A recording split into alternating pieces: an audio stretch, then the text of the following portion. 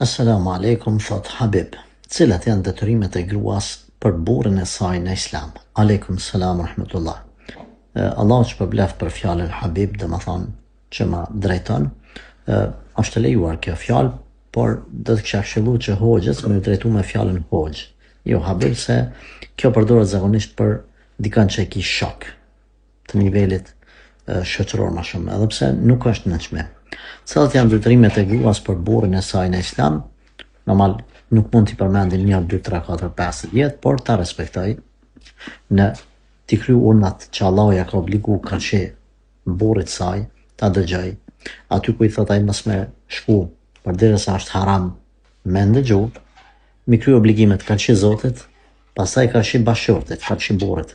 Kështu shkon ajo renditja.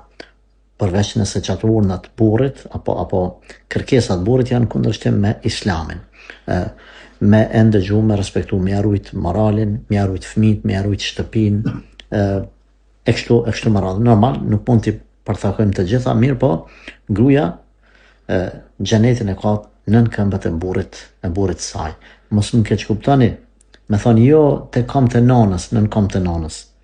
Ajo është përderisa nuk është martu, pastaj tek këmbët e bashkëshortit.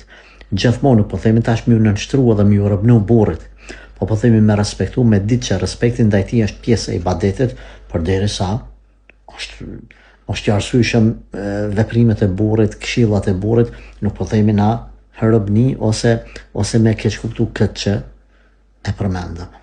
Allah na përmirësoft.